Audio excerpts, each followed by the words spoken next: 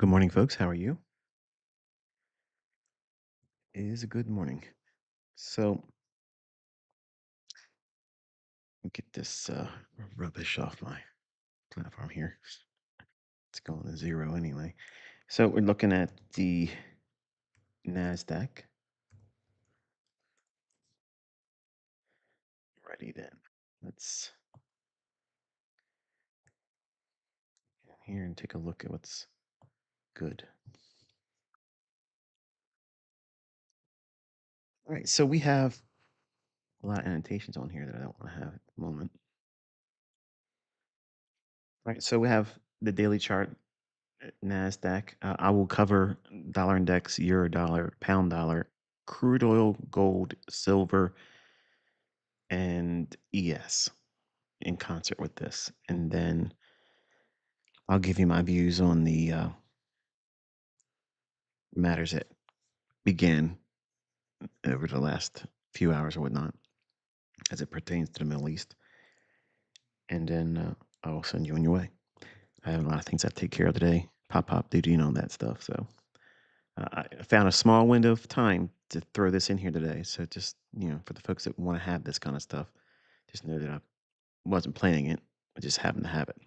I know a group of you in your community come together after live streams and whatnot, and I will be listening, but I can't promise that I'll be able to answer your questions. So, just as a note, don't be offended if I don't pop on there and start talking to you, but I will be listening. So, anyway, you can catch up with those folks and me sitting in attendance with ICT underscore concepts on Twitter.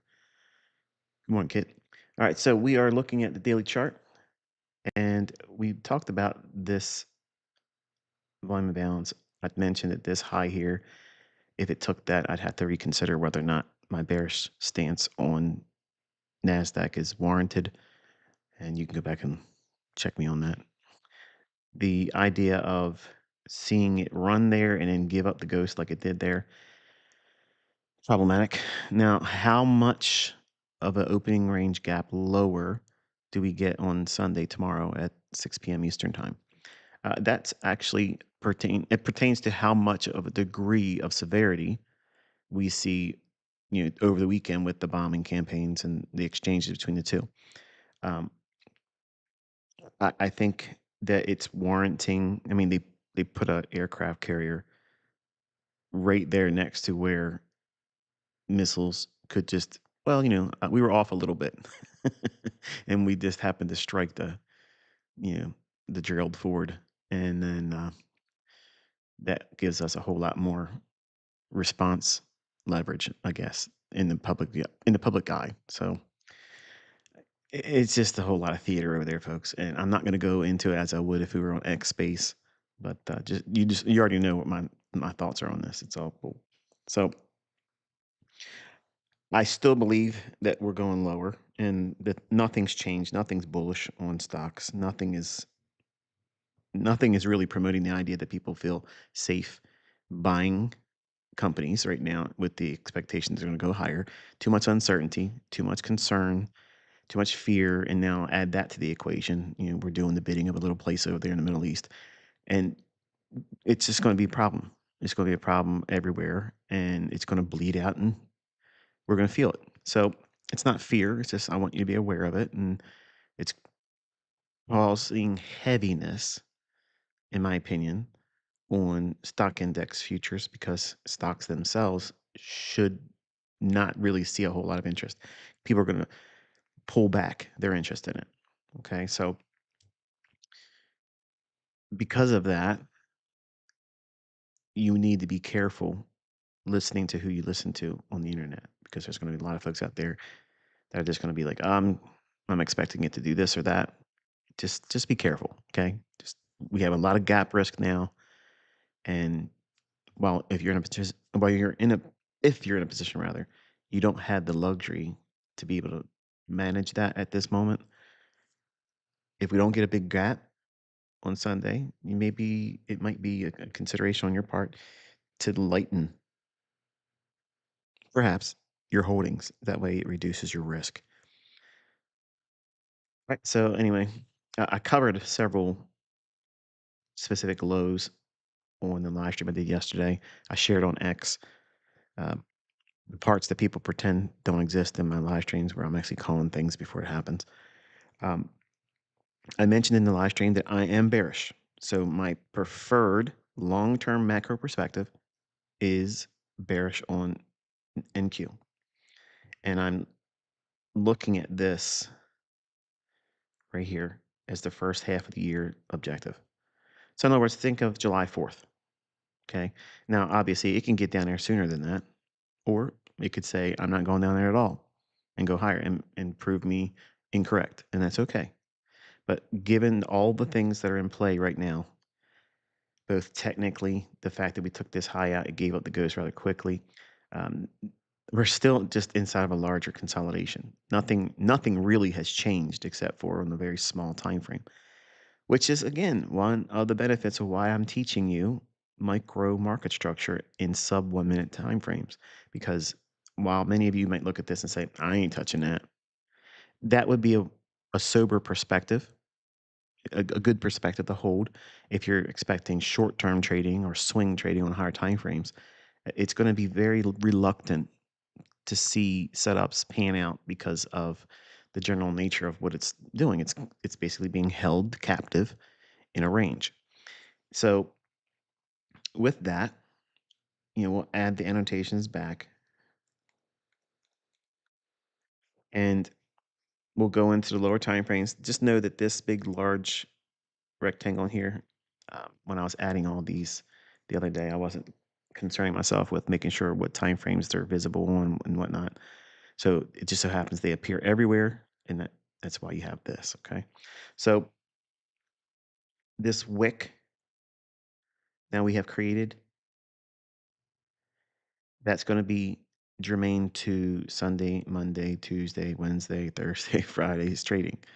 Okay, so just make sure that you grade this entire discount wick and have those levels on your chart. Okay, they aren't going to exist on mine because that's not what we're measuring here. You'll see what I am measuring when we get down to the lower time frames. So with that, just know that here's a swing low that on the downside, should we get a gap lower opening and it just works lower and trades below Friday's low, I would be expecting that as the near term target, which is the 23rd of February, last Monday's low. And then the next one would be the consequent encroachment of this wick, which is halfway. And a close below that would indicate that we're probably going to take out that low. And if it's going to take that low, this is reasonable to anticipate as an extreme. And then how we trade, if at all, below that low warrants whether or not we see speed and magnitude getting down to the objective I mentioned as my first half of the year objective on NASDAQ's downside target. All right, so let's go into a 15-minute time frame. Take a look at that, bellwether time frame. And we have, again, just be mindful that these annotations are going to be cluttered up because I just threw it together to throw a short little vignette on X this morning. So it's one of those things. It wouldn't be in there if it was a pre-recorded video. I'd have all the time to take all that stuff out and make it pristine. But we're doing it down and dirty because I don't have much time to talk to you today. So look at all this. Okay, look at this price action here because this is exactly what I'm trying to communicate to you. Inside that range of gray space highlighted, this is high resistance liquidity run conditions. Okay, this is a 15-minute time frame. If you don't know what this is doing, or if you look at this and you think, wow, this is a bull flag, you're going to get murdered.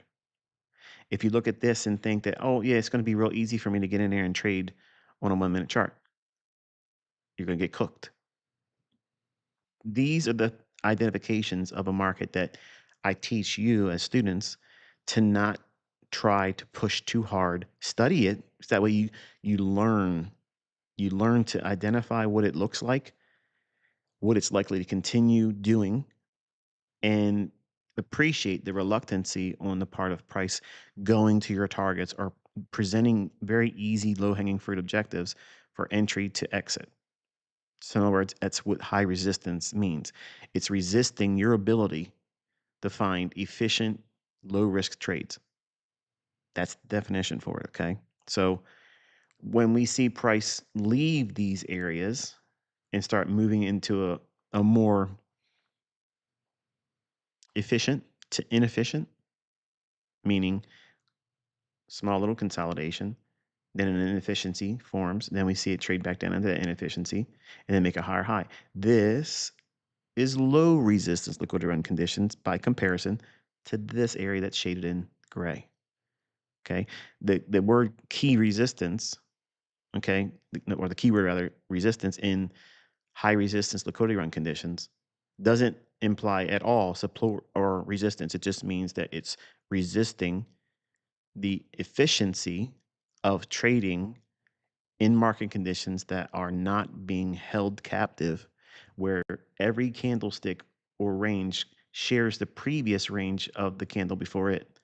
So it's basically a big block of nonsense. Okay. It's very, very difficult to navigate that if you're brand new. Now, it's not impossible, but even for people that know how to trade well, it can be very frustrating. So, doesn't it make more sense for you if you're trying to learn how to quickly identify when these conditions are in play and simply don't touch it? Treat it like a rattlesnake. It's probably going to bite you. If it bites you, it's going to hurt. And you may have anaphylactic shock and die. So, look at it that way. Okay. So, now with that out of the way, a little bit of business. I got a bunch of comments in the videos saying, can you tell me what you mean by high resistance liquidity run conditions? And that's a visual representation of it. Okay. This is low resistance liquidity run conditions. Why? Because it has inefficiencies like this gap, this inefficiency here, that wick, this inefficiency here, the inefficiency here, trades up into institutional order flow entry drill with a order block, change in state delivery, moves lower, leaves little gaps like that. That is low resistance liquidity run conditions. Why? Because it's affording you to see inefficiency exist, retrades to it, and then expands lower again, or in deference if it moves higher. It just allows you to see porous price action, little gaps, inefficiencies where there needs to be patchwork. Patchwork is simply going back into those areas where one single candlestick, regardless of what time frame you're looking at, needs to have another touch by price. Now, it may be a partial touch like it does here, where this candlestick's wick just goes above the previous candle's high inside of this civvy. That's an institutional order flow entry drill. When we see these form and price starts to run, then we can be comforted knowing that we're not in high resistance liquidity run conditions. And therefore, as long as everything in order flow is suggesting it's conducive for a continuation, that means that all up close candles when you're bearish are repelling price lower, and old down close candles get eaten into and just completely consumed. So that is a proper view without having to have any kind of gimmicks, no footprint, no level 2, no level 3, no nothing like that. You don't need anything like that. You're simply just looking at price action. Okay. And when you blend a concept that I actually learned from Larry Williams, because this stuff isn't Larry Williams, the idea of small ranges, like this one in here and this one here. See how small these little candles are? If we're bearish and we're expecting lower prices and we're seeing a low resistance liquidity run condition, that means there's inefficiencies there. As soon as we enter small ranges like that, what's going to happen next? There's a cycle in the marketplace that Larry Williams talked about. He's the first one to talk about it, where it goes from large ranges to small ranges, large ranges to small ranges. Okay. That is a precursor to large ranges. Small retracement while inside that SIBI, we go to a small candle again. What's coming next? Large ranges. What's the bias? Bearish. We're in low resistance liquidity run conditions. That means it should have no problem expanding lower and targeting the short-term low, which is there. And then once it does that, we want to see it do what? What signature would we be looking for? In my case, because my candlesticks are black for down close and green for up close, I want to see stretched out black limousines. Long, down close candles. Expansion in the range size, protraction in the direction being bearish, and leaving porous price action in the back part of the run. Leaving that there. Why? Because that is indicating breakaway, continuation gaps, measuring gaps. It's telling you something the market's weak. Okay, so by contrast, you can see that we've now covered the relationships, or I guess disparity between the two, being high resistance liquidity run conditions versus low resistance liquidity run conditions. All right, so we have, where are we at here? That pink or red area up here, that was that volume imbalance on the daily chart. And let me just take you back just for a second so that way we can calibrate everybody's perspective. That is this little inefficiency between the two candlestick bodies. The wicks are actually overcoming that range.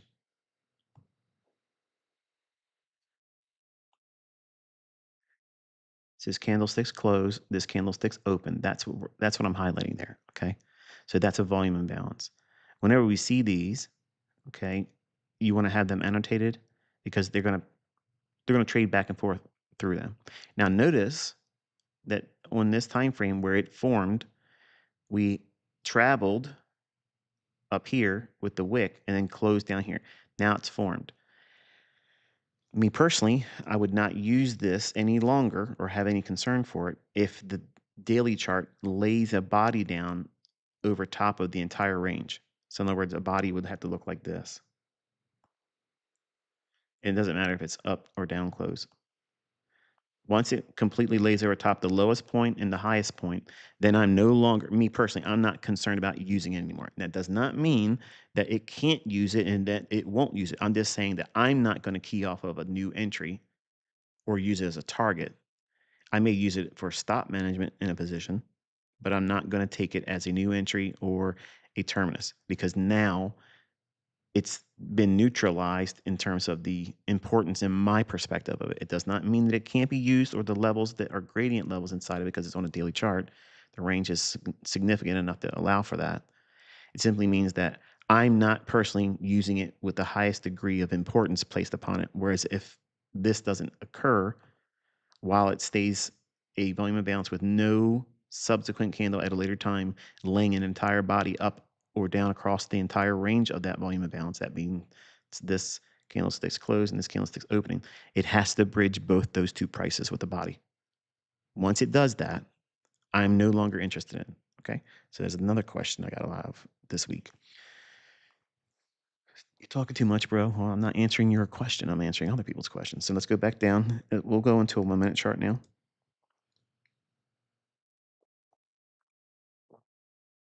Sipping some orange juice in case you hear me slurping. It's not intentional. I can't edit that stuff out. We're live.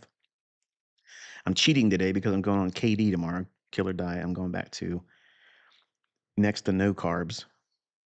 And I made myself some French toast with brioche bread today. It was sinful, actually. But I'm going to have the sugar crash later, and then I'm going to have to eat high protein the rest of the day. All right, so let's go into the... Dude, nobody cares about what you eat, man. Here is the morning session. Here's 8:30. And we had PPI yesterday. And because, the administration we have right now and what we've had for the last 10, 12 years, it's pretty much trash. It's garbage. And you can't trust the data. You can't trust them. And it's a mess. There's this timing aspect to the economic calendar, but we're really not seeing the delivery that you can expect. I mean, I'm always expecting red folder events to be volatile. Okay. But PPI just didn't really do it for me on Friday. I was kind of expecting it to do a little bit more than it did, and it just really didn't pan out much. So, and again, I don't ever look at the data on those reports. I'm just using them as a... You ever watch a football game or a sports event or a movie, or you're watching a rom-com because your wife has forced you to watch it, and you've probably seen it 17 times, but because Reese Witherspoon's in it, you have to endure it. I mean, I can I can relate. Sweet Home Alabama, please never have to see it again. But anyway, You're watching it, right? And all of a sudden, this boop breaks in. We interrupt your program to bring you an important announcement. And then it's not as important as you thought it would have been for it to interrupt your show. Well, I use the economic calendar like that. It's going to be an interruption.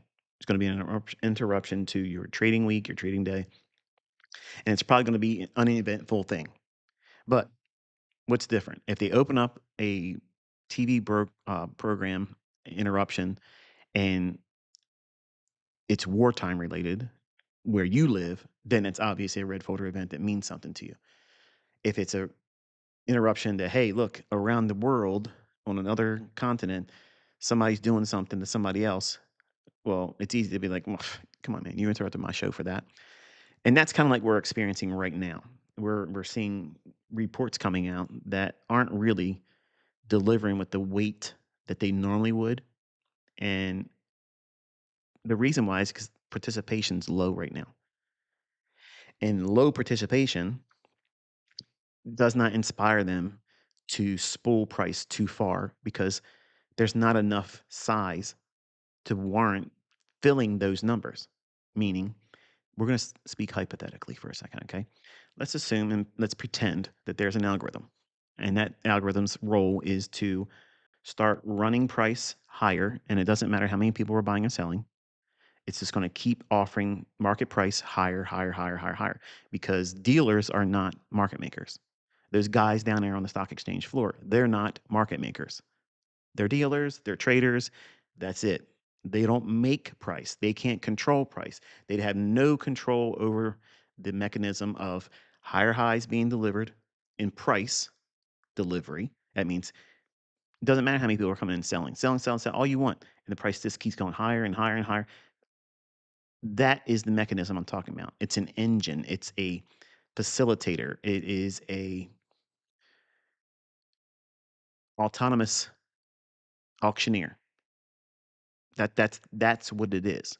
Okay. Because participation is low, they can dial that measure of expansion way back and small. So instead of trying to run 800, 900 handles in an extreme fashion, when there isn't that much in terms of playing counterparty to, the liquidity is not as high as it would be in other times. Right now, there's a whole lot of uncertainty. There's a whole lot of concern, deep pockets, big money. Look at Warren Buffett. They're all retreating back. They're not exposing their money to high risk. But what does everybody in retail want to do? I got to get 20 accounts in my prop firm. I got to over leverage because, I got to get my money real quick. And you're burning through accounts where rich people, wealthy people are saying, there's nothing for me to do right now. I'm going to wait because they know what's coming. Trouble. And why are they going to risk their money? They're not going to just throw it out there just to say I'm a big wig trader. They're preserving their wealth. So they have pulled back when all the retail world is still trying to get out here and do lots of trading in an environment that is not conducive for it. So because the algorithm, if you believe in that fairy tale, knows that there is no participation in a grand scheme of volume, participation in open interest, the actual contracts exchanged, they're very small in comparison to what would normally be around this time of year. Second week of February, it usually starts to vault up and we get a whole lot more participation. And we haven't really seen that yet. But as soon as we get out of this daily range that we're in on indices, you're going to see a whole lot of fun trading because it'll finally be like everybody can finally breathe. We're all breathing stale air right now, gasping, waiting for, that window or door to open up and a big rush of fresh air come in. And that's going to bring all kinds of wonderful setups. And it'll be fast, easy running markets. And maybe you'll get 1 or 2 days or 1 or 2 sessions out of a week where it's like, I got beat up because it was reluctant to go anywhere. And that'll be high resistance liquidity run conditions. And it'll do that until we get around the summer months. And then we'll get into more of what we're seeing right now. And maybe 1 or 2 days that'll be low resistance, but predominantly it'll be tough. Unless there's a whole lot of things geopolitically going on, and that'll drive the markets all over the place. And then we enter another period of time where it's low resistance liquidity run conditions, and that's in the fall months. usually the last 2 weeks at the earliest of August, or at the beginning of September, all the way through till I guess the first week of December, second week of December, and then the holiday break usually brings us back to 50-50 type trading. I don't care about the Santa Claus rally stuff because I don't care about that stuff. I want to be around the holidays with my family, so that's why I stop early. But that's usually the general rules, how I perceive the marketplace over the yearly range. I spend a lot of time measuring risk in the first month or two by not participating. Second Tuesday or first Tuesday of February, I'll go in and I'll slowly start dabbling to see what kind of market we're getting. I'll get a measurement of the tone of the marketplace. Do my orders come in real easy? Is there a lot of movement in price action? Am I feeling connected? Am I in sync with price action? Or am I going in and I don't feel like I'm connected to the marketplace? It's high resistance or it's short lived in price runs and targets that would be met easily. They're not being met easily. So that means we're probably still beginning to now come out of that beginning of the year funk where it's the accumulation phase of the yearly candle. But when we get closer to March, like you're going to see a definite difference in the coming weeks because we're in the third month of the year. The first 2 months of the year is out of the way, and now because we have what's going on over the Middle East, all the things happening in you know a group of emails that people are talking about, all those things are having reverberations across the globe, and that's causing shakeup. And shakeup's going to cause people to do what? Pull away from risk or add risk because of the drama and chaos. And we're also going into the springtime months where that will also impact crops. So for commodities and commodity pricing, all these factors come together. And then because we have what's going on over the Middle East, you have the tendency to anticipate higher prices in energies like crude oil. And if it intensifies over there, that's certainly going to be a catalyst for higher prices in crude oil. And if it gets really, really bad, we could see 150, $200 barrel crude oil. But that's assuming, the severity and a prolonged campaign. That's unfortunate if it happens, but that's kind of really what they want. But that's another discussion for another platform. During the live stream I gave yesterday, I talked about when we were down here. I said this gap would become an inversion fair value gap if we traded through it, and we got that over here when we entered the macro time, 950. I said if it were to trade above that, we would likely run above and take that liquidity out there. And I mentioned that this looks a little too smooth. And what did I mean by that? Because as I watched that little portion to make sure I cropped out that part for the X space, not the X space, the Twitter or X post that I made, where I highlighted the very specific moment at 32 minutes and 20 seconds in that live stream on Friday, the 27th of 2026. You'll see that little bit being done. And I was a live stream. And I'm not trying to make too much of a small thing, but I want you to know that once you know what you're doing, you'll be able to use my concepts that are not rebranded. Find somebody that talks about that and then that at that time. Nobody's talking about that. Okay. Wyckoff, no. Nope, didn't happen. But I would um, counsel you to think about what that was showcasing.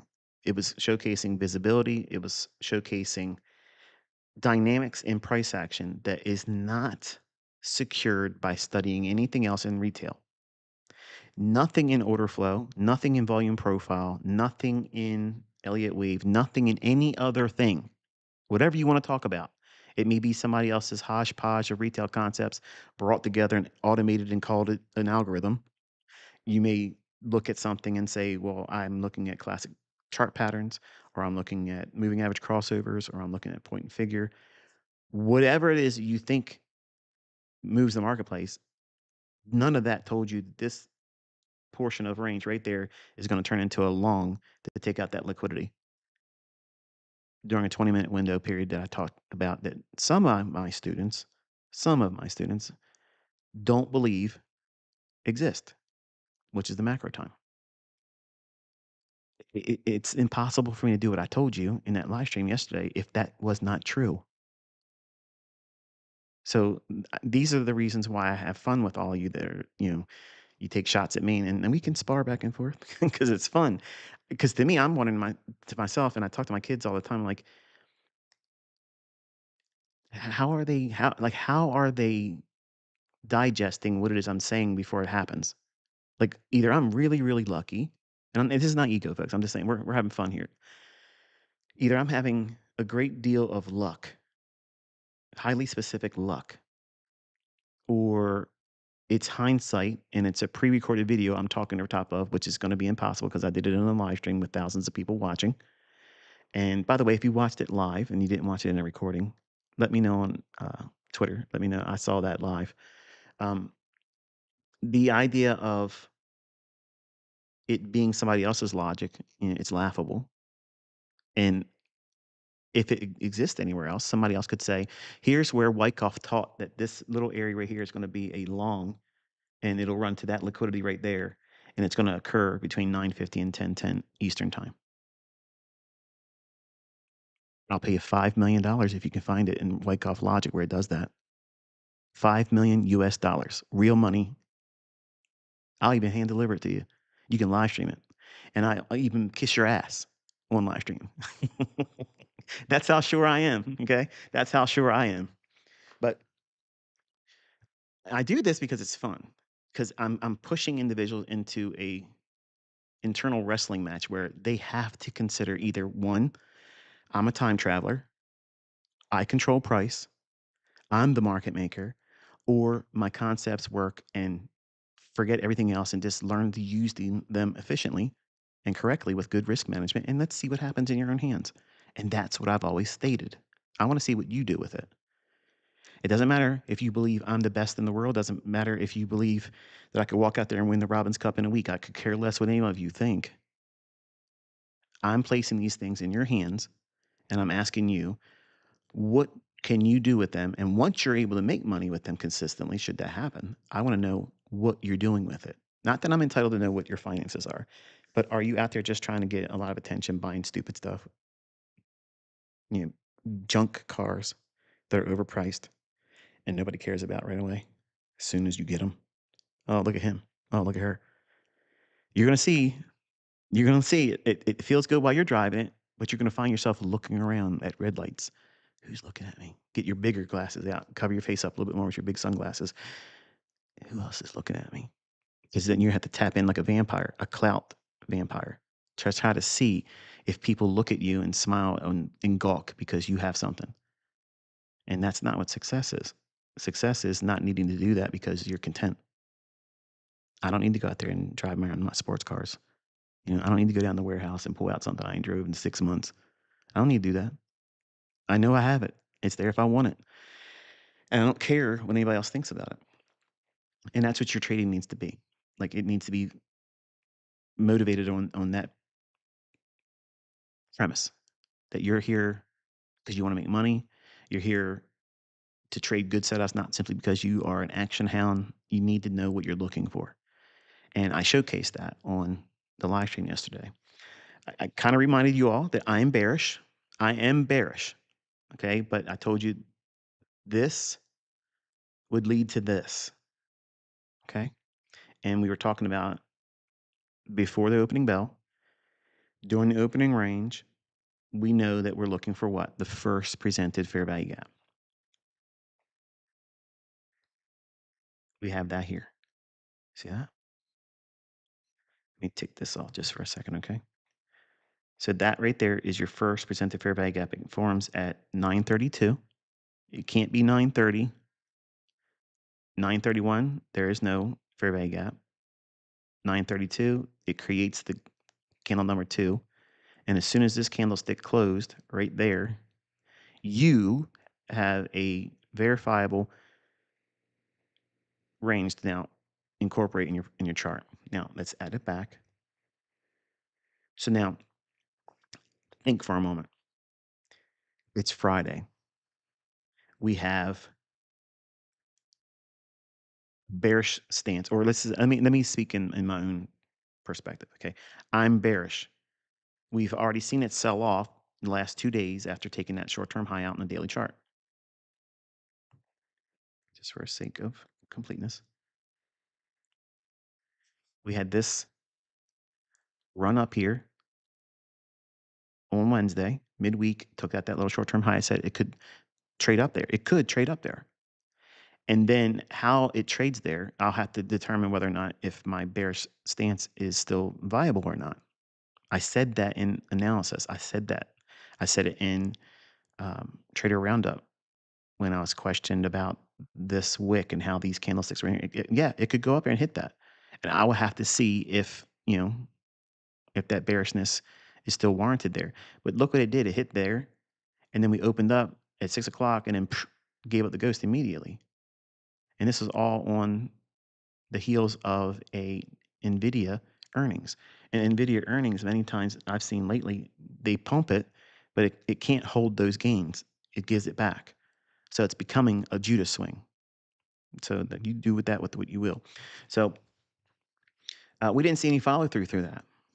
Once it just hit it, boom, and now we're back in here. So, but now we're on Friday. So by having Friday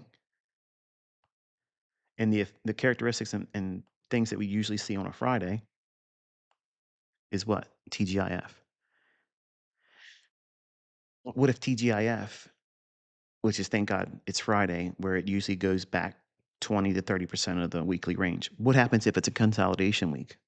What's it likely to do? Pull back to the middle of the range. 40% mark from the highest high down to the lowest low.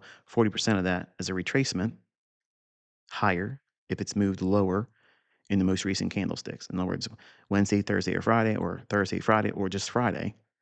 If it's done that much of a run, it can retrace back and consume 40% of the weekly range and go back to the middle of the range. Why 40, not 30, not 20? Because it's consolidation. So it can be a little bit more exaggerated getting back to the middle or the median. Okay, so that's where weekly profiles come in. I know you're getting all this stuff for free. Man, I'm such a guy. This guy ICT, I'm telling you, man, you're so cool, ICT. He didn't even charge me anything. Isn't that wonderful? Stealing a sip. It's actually really good orange juice, or it's maybe because I haven't been drinking it for almost a year now. But the first presented fair value gap, let's go back to narrative. It's Friday. It presents it. People see this as this is a shift in market structure. It's time to go long. Wrong. Why? What's this?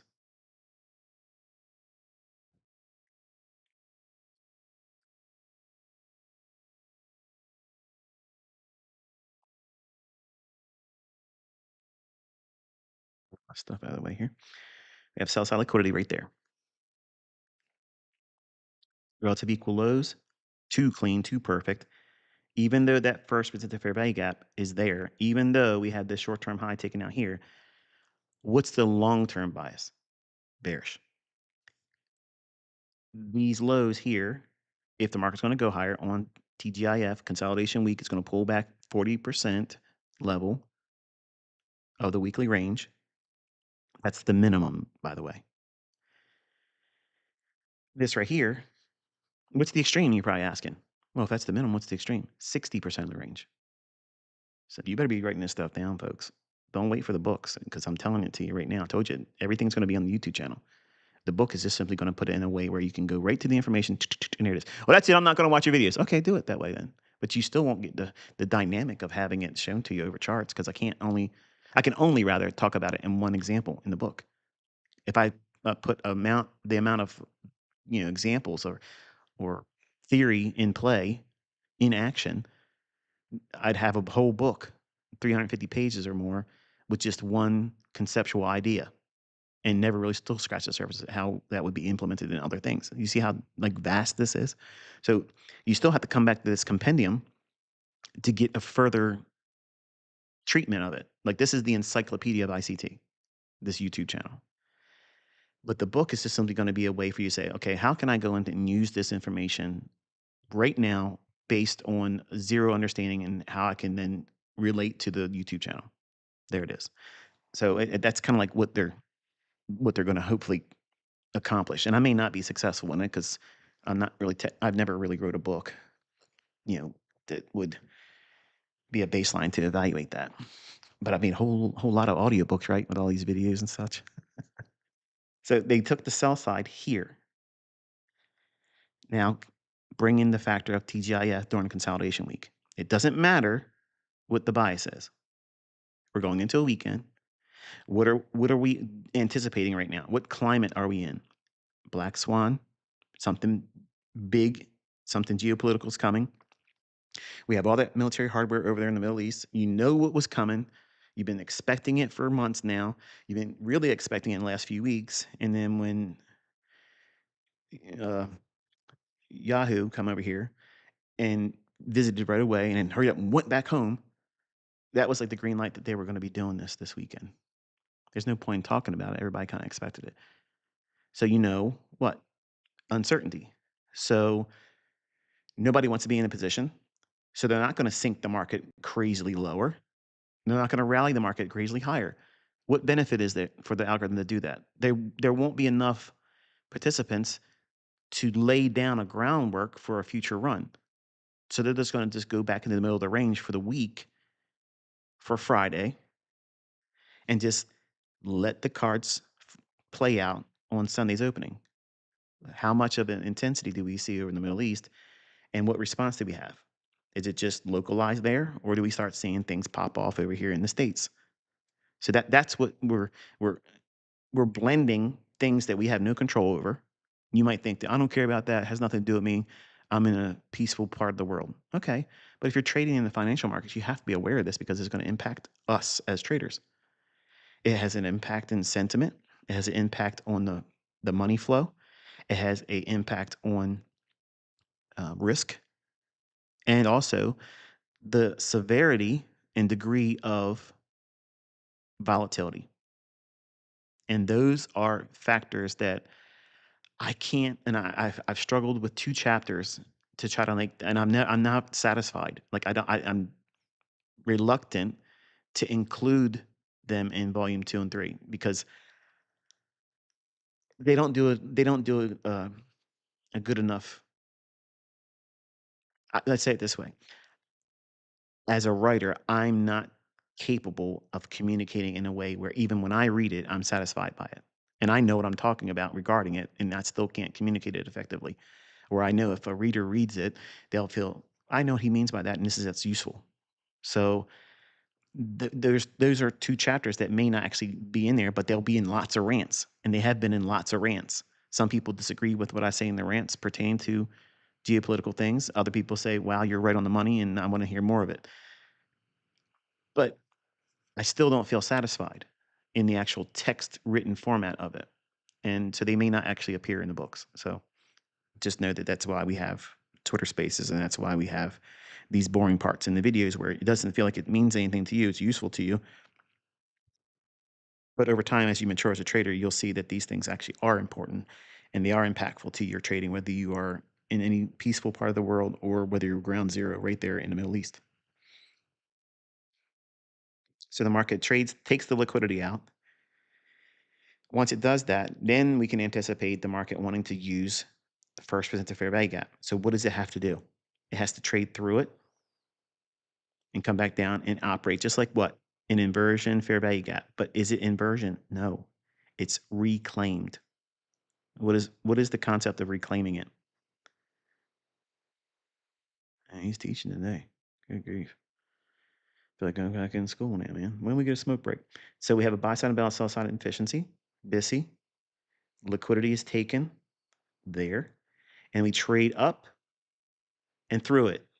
And now what do we have? We have a trade back down to consequent encroachment. What is it not allowed to do once it does that? What does it do to validate you getting long? Whether it be an inversion fair value, in other words, if this was a down close candle, a SIBI, when price goes back above it, that would be inversion. It's not inverted. This is inversion. It's changing its character from that of what would normally be bullish but it moved through it here. Then we ride above it.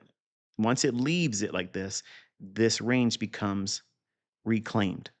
If this was a down close candle, it would be an inversion fair value gap. So up close candles, when we trade up to them, after trading down through them, we have to rely on time and patience to take us up above it. And then once it does that, we want to see it respect the upper half. Can it lay a candlestick wick down in here and even poke one tick or maybe two ticks below it? Yes. If it does, while that candle's forming, we have to wait and see, does that body get right back in the upper half? You can't risk trading in this environment that we're in right now doing that. In high resistance liquidity run conditions, don't trade like that. In low resistance liquidity run conditions, I am doing that 90% of the time. I'm scaling in, I'm adding, and I'll add one more. If it pokes its head outside the bottom end of it and I'm bullish, in low resistance liquidity conditions, I will still buy that because I know what I'm in. I know what I'm looking for. But in high resistance liquidity run conditions, the the likelihood of you being profitable doing that because of the volatility being so high right now, it falls far lower in the odds in your favor doing so. So don't do that. So how do you combat that? What I'm showing you here, you can do this in both high or low resistance liquidity run conditions, which is this. Buy side and balance, sell side efficiency is your first percent to fair value gap. It's TGIF. You're expecting higher prices. We haven't even got to the open range yet, but we have sell side here taken there, and the market will still seek to get to this if we can get back above that orange inversion fair value gap I told you before 9 o'clock yesterday morning. Before 9 o'clock in the morning, I was telling you about that right there. We're down here.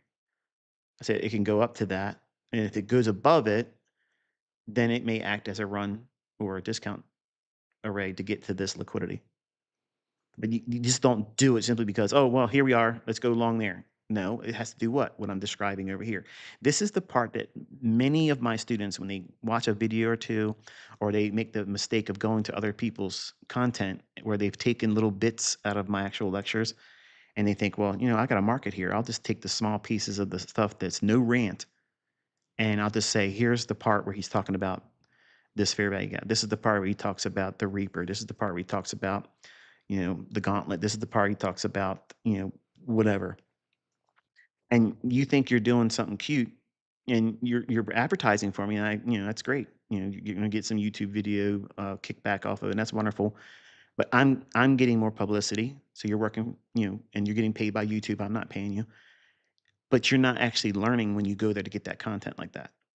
You're getting familiarized with something, so that way you can say, well, yeah, that's not interesting to me. Let me go to this part here. Let me look at a silver bullet. Let me look at the first bits of fair value gap. Let me look at this model, that model. And then what actually happens is then you start going into a pursuit of finding where there's more information about that. So where you left to go? Back to my YouTube channel.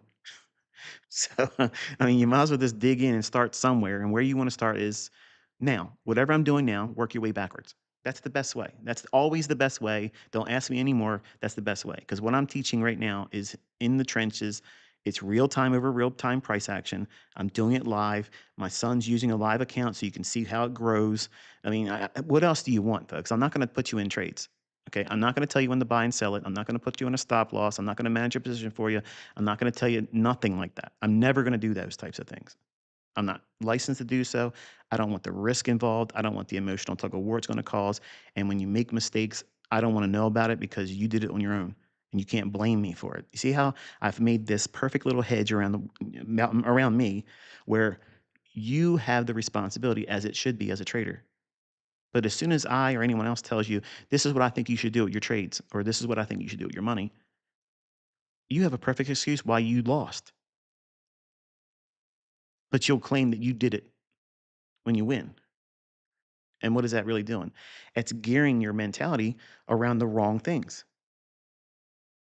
You're building suspicion around you being able to do this in your own hands and doubt. And you're solidifying that all the time by constantly being tethered to me if I were to do that, and I never will, or anyone else that's doing it. You're tethering yourself to someone else's capability, and you don't know if they're going to be able to do it. And I can tell you this, they don't know if they can do it either. They're just hoping you're going to be a sucker long enough to keep paying them. That's the reality of it all, folks. Because I'm going to be real honest with you, okay? And some of you, as my students, are going to be mad at me, but you know this is the truth, and I have to be consistent about it. If you're able to make millions of dollars in your own hands, okay, the 90% of your presence online shouldn't be trying to sell something. It should be you showing, if you're going to show anything. And there's no better sales pitch than you proving, here's what I'm making with real money. Bang. It just, it screams, it literally screams, if you're doing so well, why are you selling? So, as my students that do these types of things, maybe the rest of this year and going forward, you should start to transition a little bit to results that are very respectable, and let that answer the question, because I get it all the time, folks. I get questions all the time. What do you think about your students doing this and this and this and this? It's none of my business. It's really none of your business unless you're paying them. But once you pay them, then it is your business, because you want to know if you're being a good steward spending the money on these people telling you that they're going to do something for you. So there's a lot of things that you have to have the responsibility over. And the first thing is, are you taking trades that you yourself have found that you've done the work and trusting it? And when we see first presented fair value gap, there's logic that has to be implemented. Just simply because it exists in the chart. Oh, there it is. It's a fair value gap. So now I know what I'm going to do, right?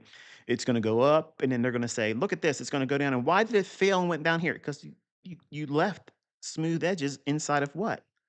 The opening range. That first 30 minutes, it can go all over the place. You have to wait until everything is in alignment for that narrative that you're expecting to be there. Now, let's roll this back for a second to what I was saying about this fair value gap here, and how this fair value gap, if it went above it, would run for that liquidity. Let's say we did this. And I think I earned the right to be able to talk hypothetically at this, right? We have these relative equal lows. Let's say that as soon as the first presented fair value gap formed, let's say that this low had taken that low out there. If it would have done that, in other words, this low went lower than that one, soon as this shift in market structure there occurred, once that occurred, any retracement back down in that first presented fair value gap would be a viable long. But you can't take that as a long if these relative equal lows are there and we're in the first 30 minutes of trading, because the opening range is not 15 minutes. Everybody ran the orb. I'm an orb trader. Orbs, baby. ORB. Orbs breakout trader. Oh man. 30 minutes, folks. Okay. 30 minutes. That's what the algorithms do. That's what all of the large institutions factor, that 30 minutes. Okay. I know you don't believe me, but compare it. Look at your Mickey Mouse 15 minutes. Okay. And then look at the full 30 minutes. I've even got into the first hours of trading. The first 60-minute trading is going to, again, give you much more information, and you're going to find a whole lot more clarity and continuity in your setups and your short term to swing trades using that. We're going to segue into that in March. So, but you have to know the mechanics of how to use the opening range and also the first presented fair value gap. So we talked about narrative. We talked about the effects of the weekly profile. They left these relative equal lows here. If this would have done something like this, where if it would have ran up, didn't come back down like this. So in other words, say it created this low, it ran up, created the first presented fair value gap here, and just kept on going and took that liquidity out there. What would I have done differently?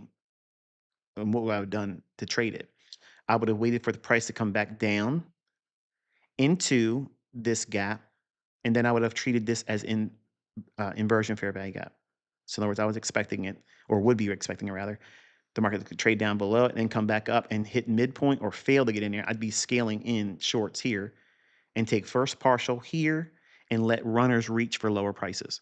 Why? Because it took this initially right away, but it didn't do that. It left this here, created the first persistent fair value gap, dove down, knocked out anyone that wants to go long. And why would the market go up there? Why would it want to go to this liquidity? I told you before 9 o'clock it was likely to use this to go up to there. Why is this viable? You see this little pink line with the number next to it right there? What do you think that is? Go to, I'm going to maximize this chart because I don't want you looking over here at these things. Not because there's something over here I'm trying to hide, but I want your full attention on this time frame. Pay attention, young Padawan. Here is regular trading hour settlement price for Thursday at 4:14 p.m. If we go to regular trading hours, that's this right here.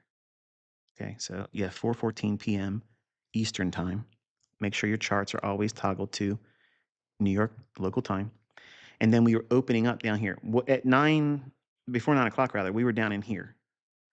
And I pulled up that range that you can't see because there's no electronic data showing. It's only going to show you the closing price on regular trading hours at 4:14 p.m. Eastern time, and then it'll start populating the regular trading hours at the 9:30 a.m.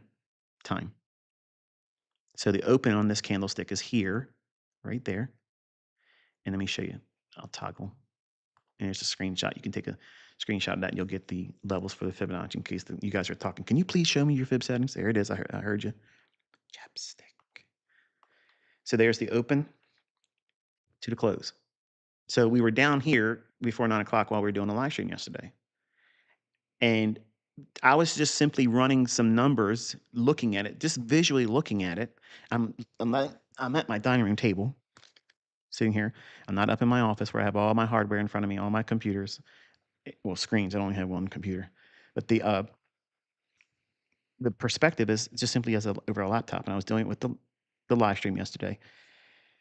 And based on where we were trading at around that time, I said, okay, well, I know this price was on my chart and it's up here. So around the 50% mark, which would be mid gap, consequent encouragement, that's that level right there. Okay, watch. I'll highlight that with purple and I'll darken it up. Okay, you see it right here? Now I'll change it green. See it? That's consequent encroachment or midpoint of the range between where we opened at 9:30 and the closing price at 4:14 p.m. Eastern time. 4:14 p.m. That's the last tick you're going to see when regular trading hours stops. Trading still continues, but you have to monitor it through electronic trading hours. So that's all of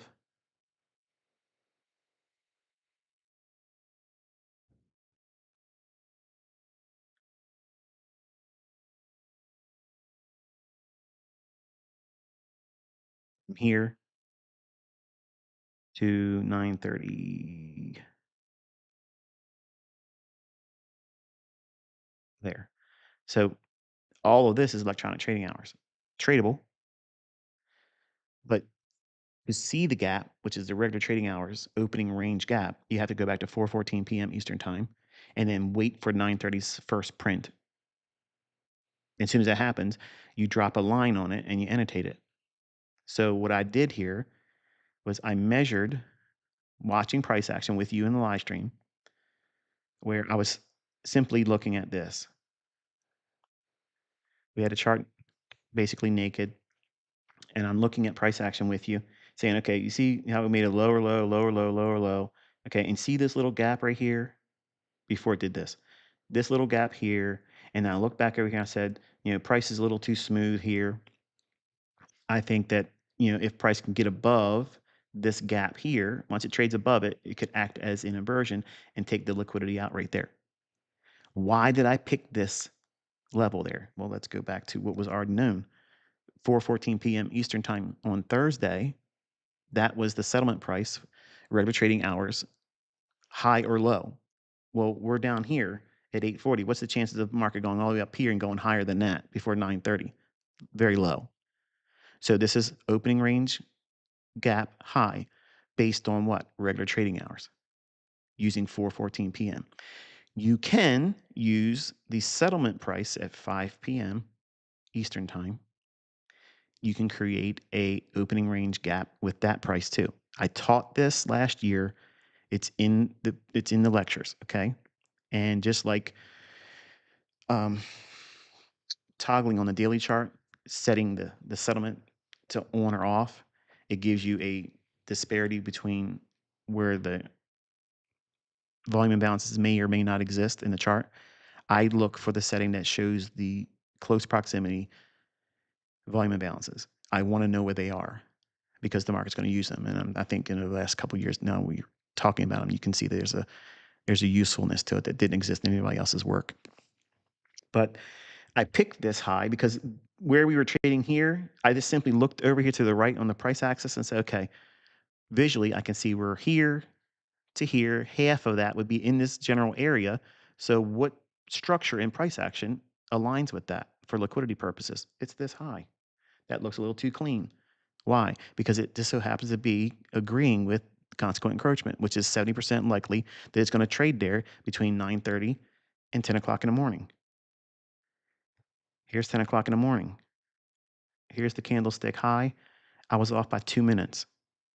It's a failure. It's fraud. It's a scam. Don't listen to me. It's up to you whether you decide there's any validity to it, okay? But the point is, the logic was we have to anticipate this occurring on the simple basis that we have this big discount gap opening at 9:30, which is right there on that price. So if it's opening here below where we settled over here, this in and of itself tells us it's gonna likely explore that gap. Highest probability is it's gonna go half gap. There's gonna be days where it doesn't even go there. There's gonna be days where it just opens at the 9:30 opening price and just straight drops or straight goes up higher. But I'm talking about probabilities, statistical probabilities within the context of a narrative. Just like I taught 70% of the time, Tuesday London session in Forex pairs creates the high of the week when we are bearish. When we're bullish for the week, it creates the low of the week. And if it doesn't do it on the Tuesday, it will do it on the Wednesday. That was the rules. There's people out there trying to crunch numbers. Bro, I'm taking the data back to so and so. You're not looking at the context of every individual week. None of you are doing that. So you can come out with all your Mickey Mouse reports and say, this is what the real truth is, and ICT's a liar. ICT lived it. So you're looking in the past without all the details, without all the things being there and pertinent. I broke it down real time beforehand, and I kept data on all those things. So, yeah, it's a difference. There's a difference between trading the markets then and talking about what you can run in a report. That's output that you didn't participate in. You didn't do those things. I did it. I lived it. Okay. I'm not making up bullshit. Okay. I walked it. I lived it. I'm teaching it. Other people are learning how to do it. And it's repeatable. And I'm teaching you to get your own information. Start accumulating the information. You have the unique opportunity in your journal to keep that every single week. This was the probability for the market to be bullish or bearish based on what you have in hindsight because you're learning. But then over time, you're going to transition to what you anticipate the market's going to do for the week beforehand. And then you're going to see the power in what I'm teaching you. Too many people want to talk like they're, the gotcha. Oh, we're going to expose or I'm going to improve upon something. No, you're not. You're not going to improve shit. Okay. You're diluting it. You want some kind of a co-sign, like you're a co-author or some shit around here. You ain't co-signing nothing. Okay. There is no co-signing line on anything ICT. Okay. It's not there. It ain't there. No one gets to say, I helped ICT. You didn't do that. The Lord already did all that. So you ain't getting his glory. The point is this, that high was chosen because just simply roughing it where we were at in proximity to that line, halfway point is somewhere in here visually. I didn't have to draw a line on it. And that high right there just so happens to be perfect. And it's too clean. Clean meaning it's too aligned with where the mid gap would be. Consequent encroachment line is that little one right there. It's one tick above that candlestick's high. That's what I meant by too clean. There's nothing to compare it to over here. There's no other high. You can't say this because we already done that. Okay, so that way you understand what I meant when I said it. So, in and of itself, the market trades higher, goes to that level, and then enters a mess in here. And then on the PM session, I saw some joker leave some comment to him. It's refurbished concepts that can't be scaled.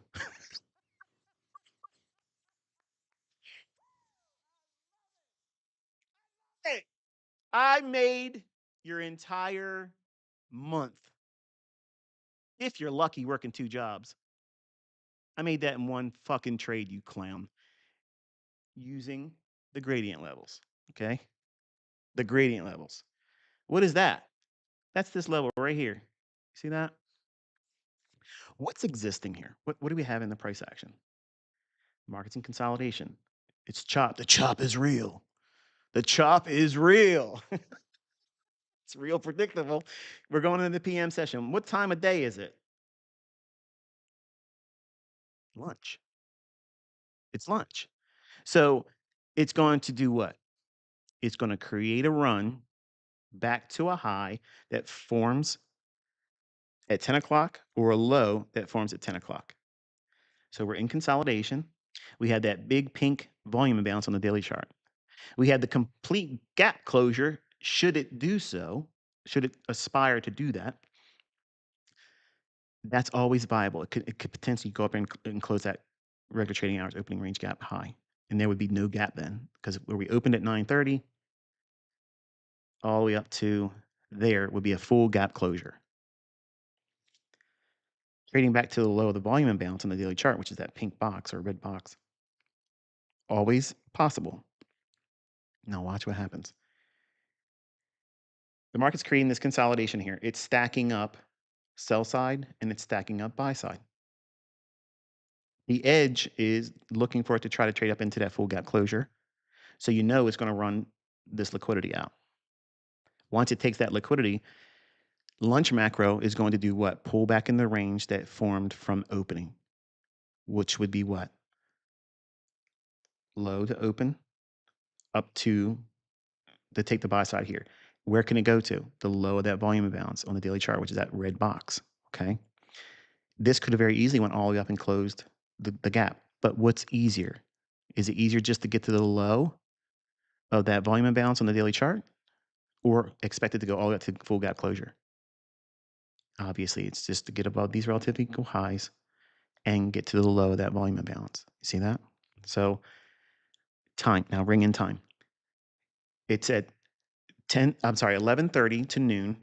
That starts the lunch macro. It's 2 hours long. So 11:30 to 1:30. You want to block that out.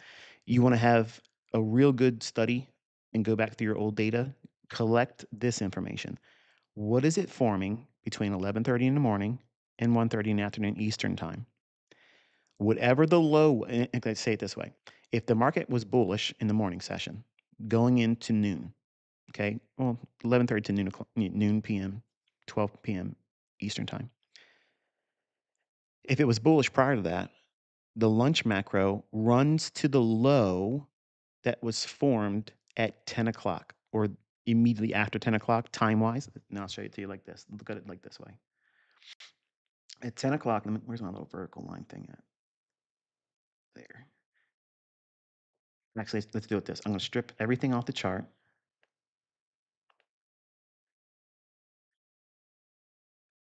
Here's 10 o'clock. And then we're going to delineate macro time for lunch. 11. There you go. We learned anything today? If you learned something, this is the time where you put that little thumbs up. I promise it doesn't make me any more money. It doesn't do anything. It doesn't put any money in my pocket. I promise you, it does not do it. And then 1:30.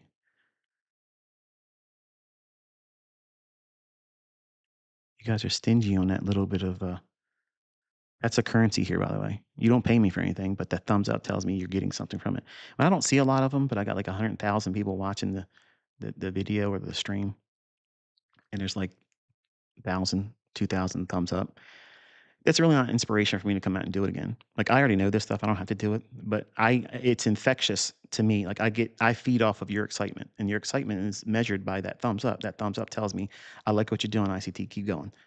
I don't have to come out here if you don't want me to keep doing it. Just don't bother clicking that little thumbs up. It's free to do it. I don't know why you wouldn't do it, but whatever. Here is the macro time. Okay, 10:30 to 1:30.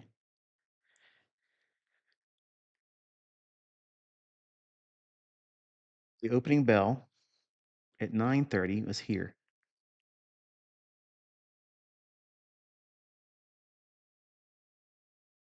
There's your price at opening. Okay, so from 9:30 to 11:30 to noon, which is here. So in other words, this is what you want to visualize. Every single day you're doing this. Okay, every day. All you guys that are trying to automate things, man, this is like Candyland stuff right here, man.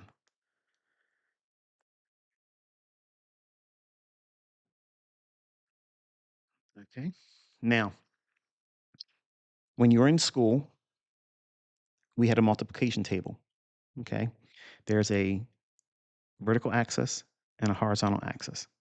And if you want to find what 9 times 9 is, you find the 9 on the vertical axis and the 9 on the horizontal axis. And you go across the grid until they meet. And you find that it meets at 81. That's weird. That's like the number of PD arrays I have. I did that just to be funny. But he laughs at his own jokes, guy. Well, you're weird. But we have the market run up and get to the bottom of that volume imbalance, right? Remember when we had the pink box up there, the red box? It trades up to there. What is it actually doing still? In and of itself, it's taking out the buy side here. It's doing it to get that buy side and then run where? Why is this a fake out? Why is this a turtle suit? Why did I close my long position and not wait for a full gap closure? You know the trade I shared on X? Yeah. This buy side here,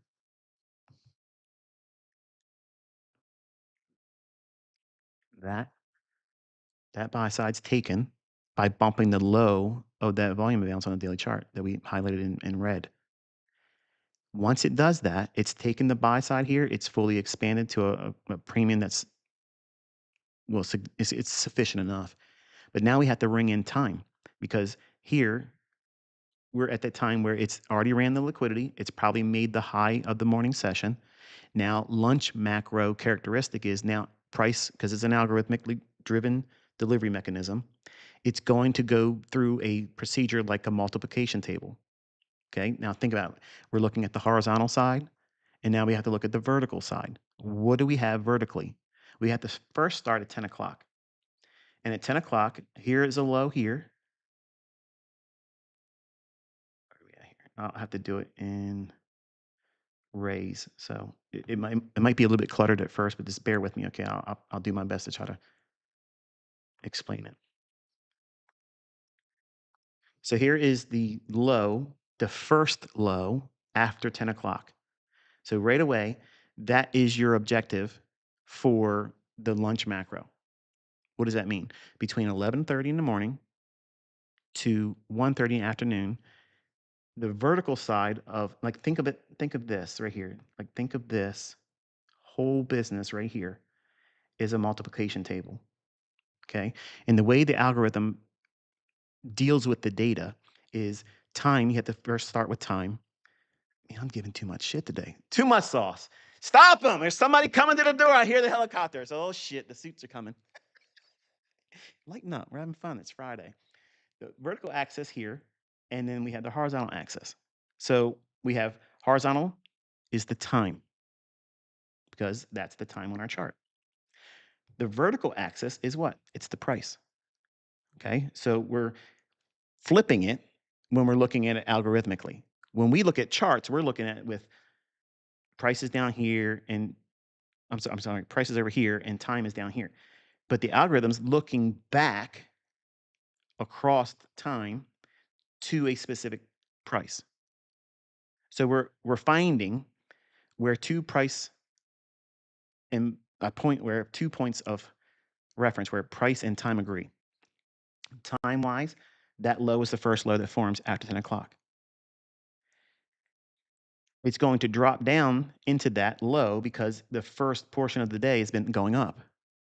So the algorithm does what? It seeks liquidity. It seeks discount. It ain't looking at you and saying, look at him, he's got one micro contract on. I'm going for a stop. Son of a bitch. It's time to get even. It doesn't work like that. I never said that, but trolls and goofballs and idiots out there, they like to say that. They take things out of context. It doesn't matter if you have your trade there with a stop. It doesn't matter if you're in a position or not. Somebody has a stop loss right there. And if it's one contract, it doesn't matter because the algorithm's going back there because it's going to do what? It's going to take out the liquidity below that low, that low, that low, that low. It ain't just that low. It's just that's the first low that formed after 10 o'clock. Now, what happens if we have a really long, protracted, stretched out day and it's more like a trending day? Would I use the very first low in that regard? No. In that regard, because it's a trending day, what you're going to do is start at noon to 11:30 in that 30-minute window. As soon as 11:30 starts, for that next 30 minutes, that's your opening range, by the way, for lunch hours. This starts the look back period. And then if this was like a trending day, which is not, this is not a trending day. Nobody can tell me, and nobody would be able to make a case in a courtroom where a jury and a judge would say, yep, this is a trending day. This is consolidation. Okay. If this were not consolidation and we didn't have this long block of price action and it was a straight up day, I would use the very first, like we did it here, it would be the very first low and going backwards in price action, going towards the 10 o'clock, the most prominent low. In that case, it would be this one here for me. That's the one I would use. So the launch macro would be simply looking for a turtle soup from here down to that low, and I'd be done. And I would wait for the PM session or just be done for the day. But because we're in a big block of price action like this, we had the market run higher. We can then go back to that 10 o'clock. And I've talked about this. This isn't like I'm making it up now. I'm just giving you more information on how you can use a trending day versus a consolidation day, the rules that apply with that, and how the algorithm is going to refer to it. And I did not just make up the 11:30 to 1:30. That's why I told you that's when the lunch is. It's 2 full hours. It's in New York time, 11:30 to 1:30. Because what is 1:30? 1:30 p.m. to 2 o'clock in the evening hours PM session, Eastern time. That's your opening range for PM session. So the lunch macro has to end at 1:30 because what does it start then? The next 30 minutes is your PM session opening range, which sets the stage for your 2 o'clock to close for PM session trading. In and of itself, right now, you know more than 99% of the people out there that trade intraday. Think about that. You endured this boring discussion, okay? I'm not done, by the way. But you've endured something and you've got information given to you now that helps you understand why people lose their ass, why they don't know why the market's going to go where it's going to go next. They have no idea. They have no logic. They have nothing except for whatever the Mickey Mouse shit is that they have in their head or in their charts. But this is the technical science behind it because whether you believe it or not, these markets are absolutely rigged to the gills. It's 100% manipulated. It's 100% controlled. It's 100% scripted. I could not be able to do what I'm doing if it wasn't like that. And that shouldn't scare you. It shouldn't make you uneasy. You should be thanking. You should be thanking the characteristics that are available looking at price through this lens. When does the low at 10 o'clock here that forms right after 10 o'clock during a consolidation day, when does it get hit? Oh, that's funny. Look at that.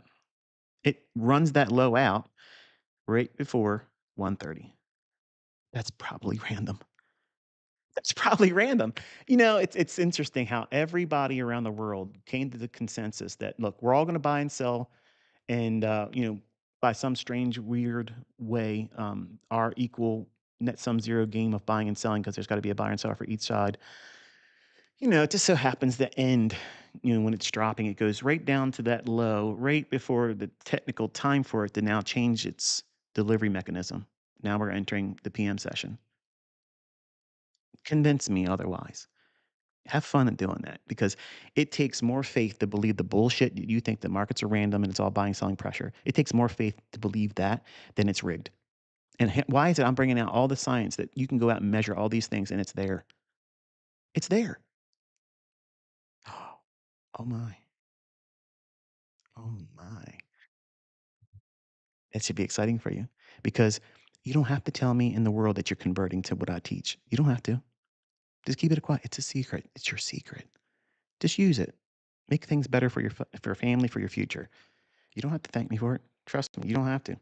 So then what does the market do? It goes into its gyrations. Let me get these lines off because it's accomplished the method. And I'll take that little gray box off too, because we don't need that anymore either.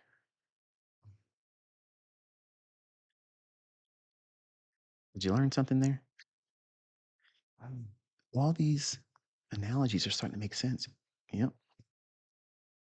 that's it. And then the PM session here. Okay. So the market runs up, takes out that little pool of liquidity there, and then just goes into, stupid price action where it ain't doing anything. You have now learned more about price action than you would from any other book, any other educator.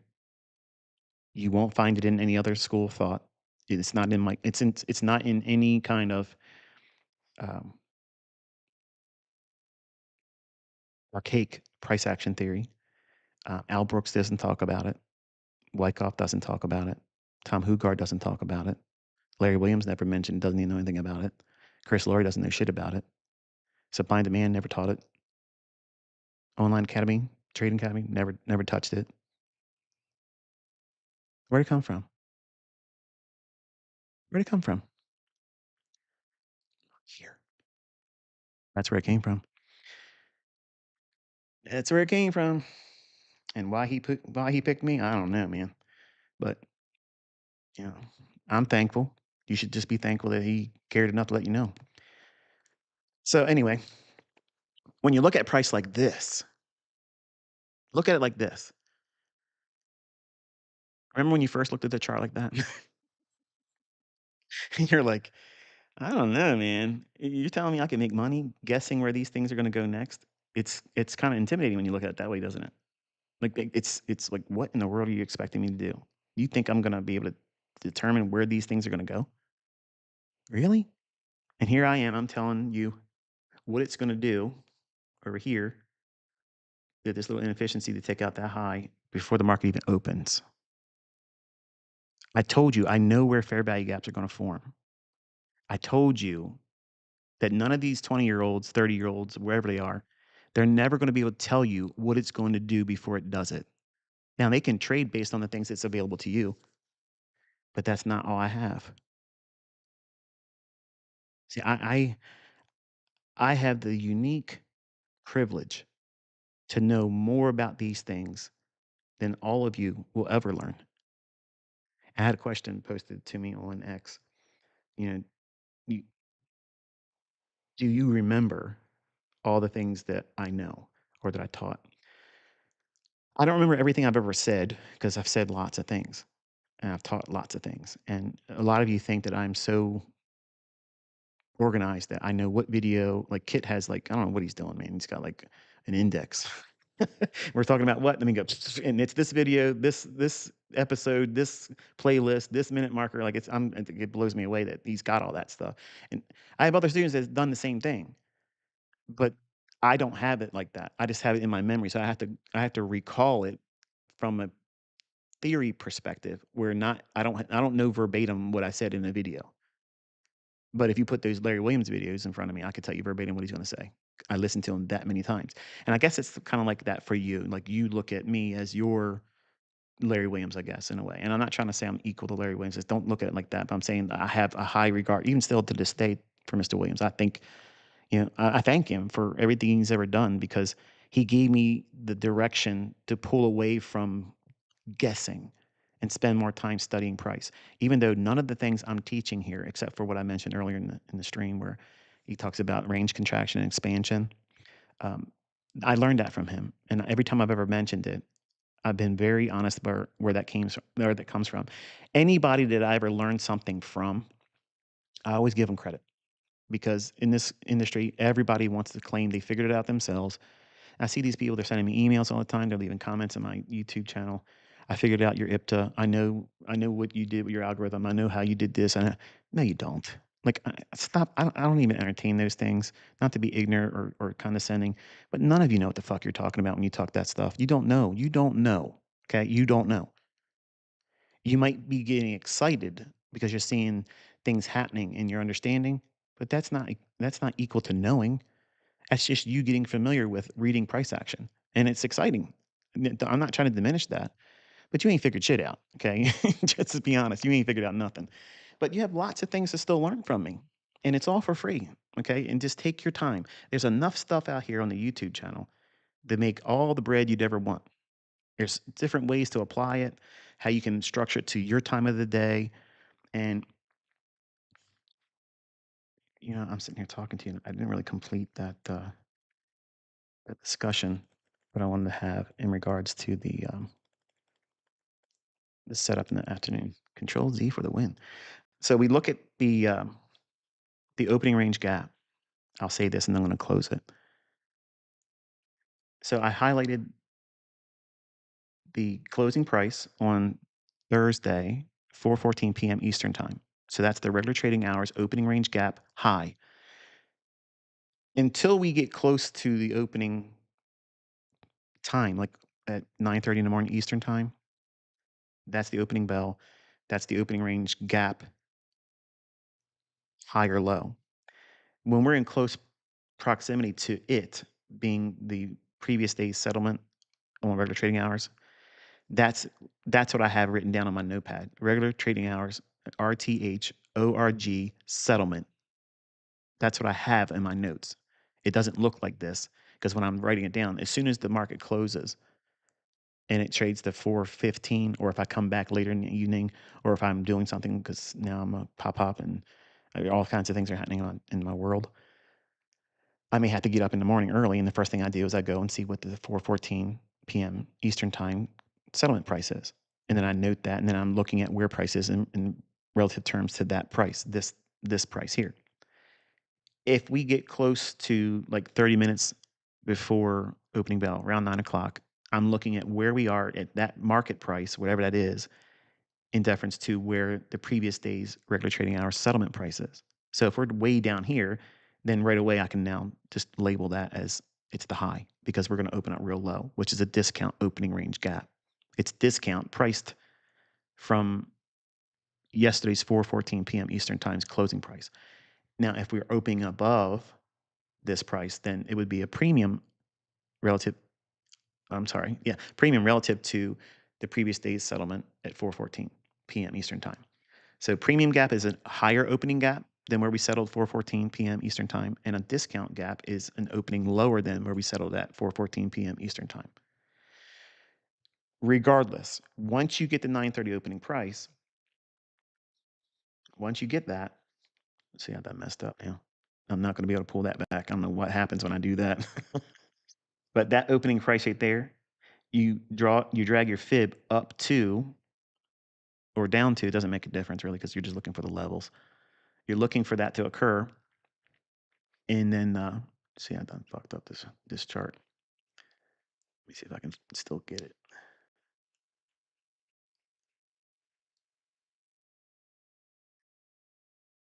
Second.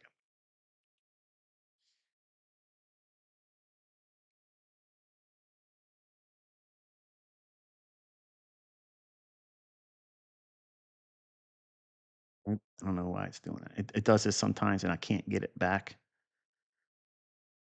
Oh, I think we may get it now.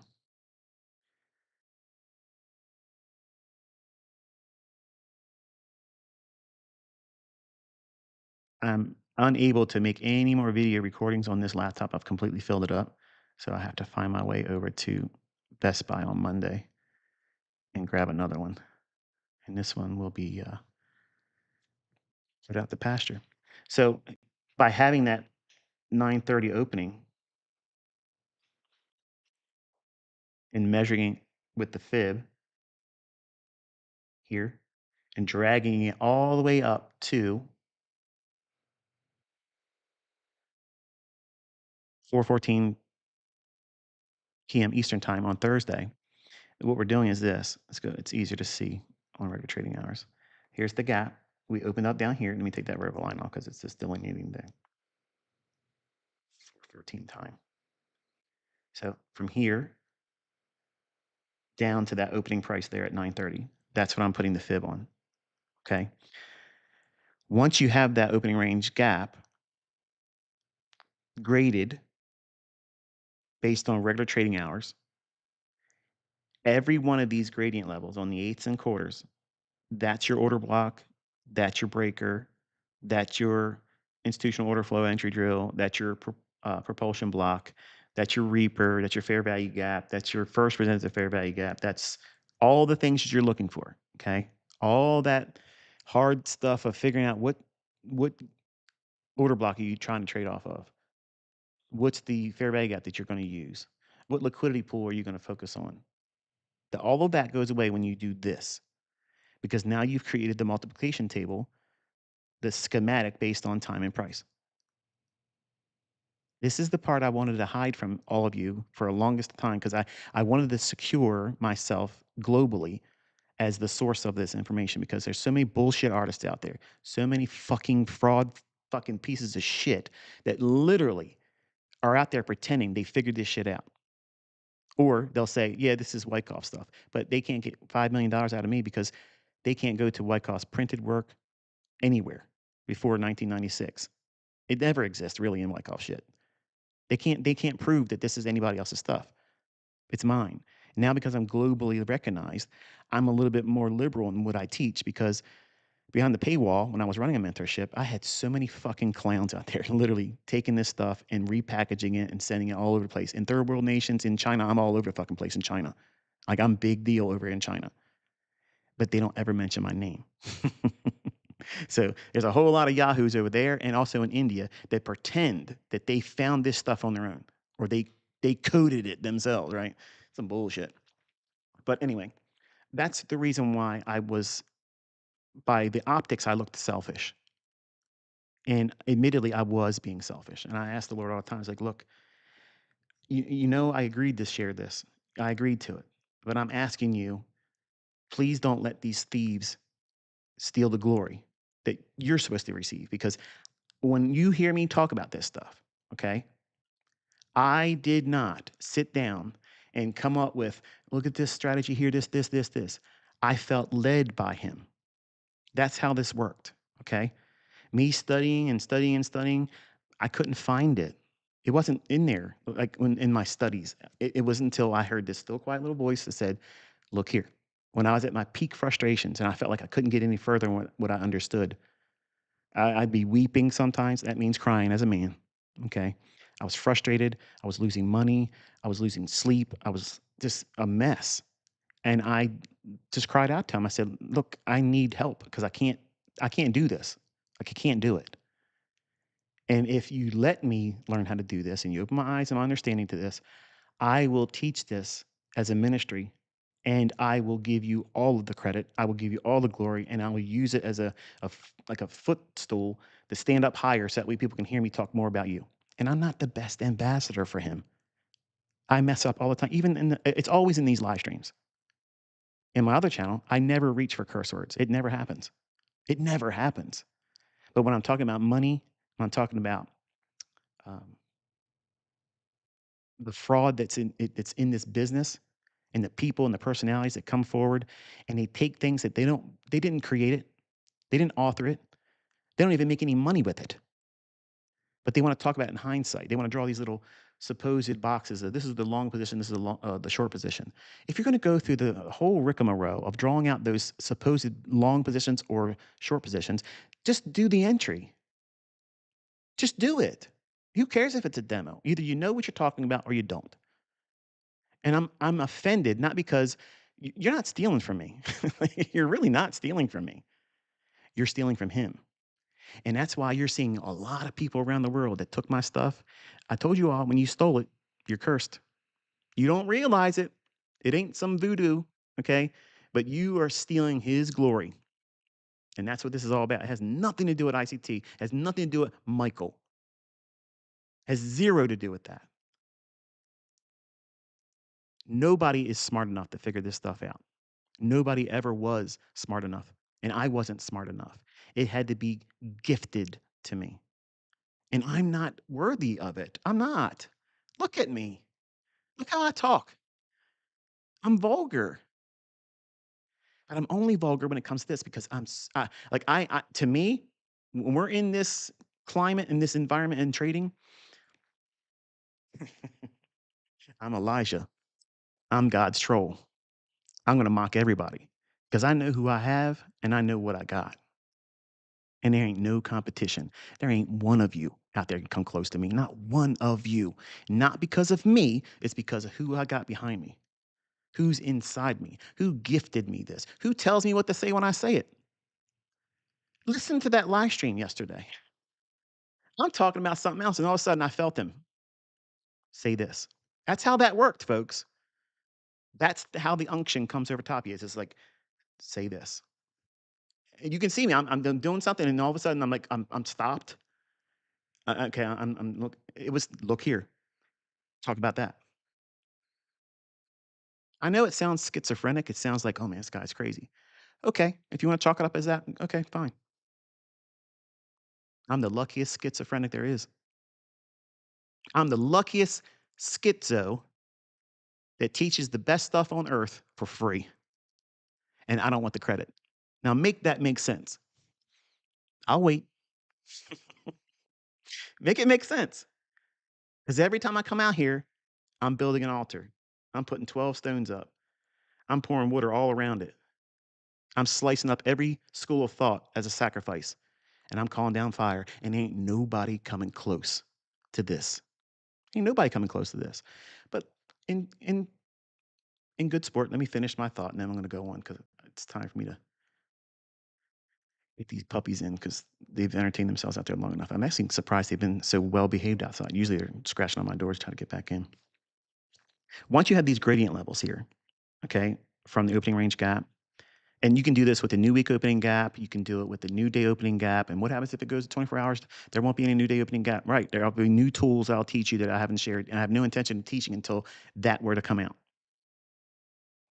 Just stop worrying. Okay. I have all kinds of tools. Okay. I have weapons that, trust me, none of this is my best stuff. This is all still elementary stuff. This is low level stuff. But it's useful, right? It helps you, it gives you a context to know what you're looking for. So now watch. We are entering into the lunch macro at 11:30. Okay. And I know that it's likely to draw up into two factors of either it's going to be a full gap closure, which I don't require that to do that. It can trade up to the low of the daily volume imbalance, which is that pink box or red box that we have shaded here. And then the buy side, it's resting just above here. Okay. So we have buy side here, low of the volume imbalance. So in and of itself, that's enough. So I know it's likely to draw there. I have time to do it because at noon, it kind of finishes the day out. Then we can anticipate that lunch macro, as I just talked about before I got on that rant. So here we have price trade up. We have this single candle. See that right there? That's a buy side imbalance, sell side efficiency. What is it laying on top of? That candle in and of itself is laying on top of this gradient level, 0.375. That validates that as a valid buy side imbalance, sell side efficiency to enter on to get to this liquidity or this volume imbalance on the daily chart and complete the time aspect before we go into the rotation that's seen in the lunch macro that will seek the low at 10 o'clock.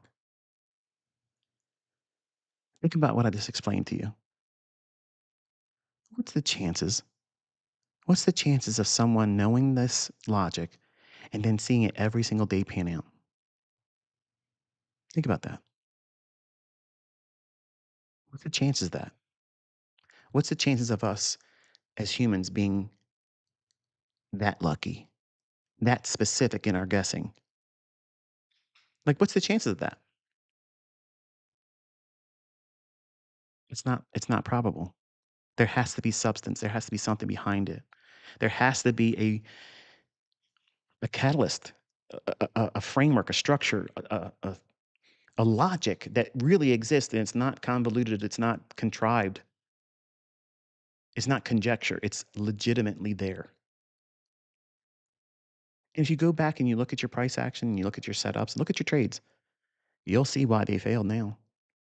And you'll now know why the ones you did take, why they worked. There's nothing apart from these levels in agreement with time and price that I'm going to trade on. You all think it's just cherry picked. You all think that there's something I'm doing, some kind of magic trick. It's just this stuff here. That's all it is. I don't need to guess 15 times and then show you. What am I deleting on X? Find a deleted text or post on tweet on X or Twitter. Come on, find it. I don't delete anything because I don't need to. Whatever I say, I stand by. If it's wrong, it's okay. If it's noteworthy for me to go in and put a post behind it correcting what I said, I'll do that. But I'm not deleting it. I'm not giving you a bullish and a bearish and then delete the other one that's not right. I give you a very specific level. I tell you what I'm focusing on. And what happens? It goes there. And your job is to see, what am I using when I say that? Because I'm giving you all the tools. I'm not going to do your homework for you, though. You need to do that. That's the work. That's the process of you going through it, conditioning yourself to expect it, to anticipate it, not predict it, because that's guessing. Anticipating it, that means you know it's going to happen. There's a big difference there. That's a huge increase in confidence, but not overconfidence. But it's not guessing, and it's certainly not reacting. I'm not reacting to waiting for price to prove to me it wants to get to this level, create this closing basis of an up close candle. Once it does that, that validates it. I'm in the middle of this range. I'm there, and I know it's got unfinished business to get up here. So I can go in there and I can add. I can pyramid when it gives me a cheaper price. And then just shy of 9 grand, bingo, bango, done. And that's just me getting in there dabbling. Just dabbling in the chop that everybody else whines about. Oh, I can't trade in this. Yeah, you can. You can't trade every swing, but you're gonna trade everything based on time. Time first, then price. Anybody that tells you otherwise, I promise you this, knows fuck all about trading. They don't know anything about price action. They're just lucky. I've never framed my career around luck. I've always been technically science driven. I've been detail oriented to much the degree it's probably to a fault for most of you when you first come in contact with me, because it's like, this is too complex, too complicated. No, it's not. You want to have it like this, folks. I promise you, you want to have it just like this, because there's no guesswork now. You know when you're going to do something. You know when it's going to happen. You know when it's going to form. You know exactly when the fucking fair value gap is going to form. You know exactly at what fucking price range it's going to form on, because you're looking at these levels. You know exactly what you're expecting. I'm not waking up and thinking, man, I hope I get the right fair value gap today. You get out of here. It's always the right one. Get out of here.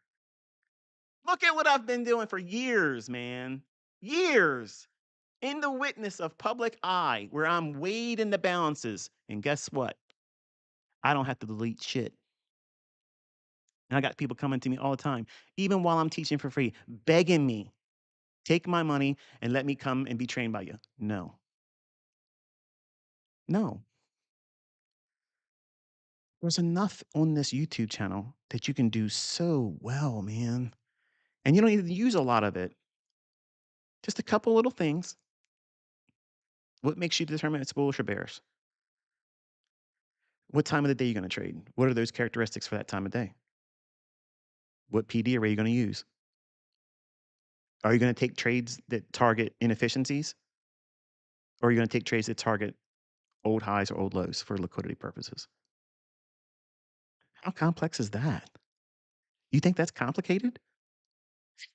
Then you can't trade, and that's the reality. Like, you can't do it. But anyway, these puppies are trying to get me to believe there's somebody in the backyard, which I'm looking out there, there's nobody there. They bark and go crazy, and they run to the doors, and they're like, "Look, dad, there's something out here." Usually it's deer and all that, but they just wanna come in. They're having separation anxiety, so I'm gonna close this one. Wish you all a very pleasant weekend. If you are listening to me over in the Middle East, please be safe. Know that I am praying for your safety and well-being, and, it's terrible that it's happening, but, just know that majority of us over here in America don't agree with what's going on over there, and we want our boys and ladies to come home safely, and we don't want anything happening to any of you over there as well. So until I talk to you next time,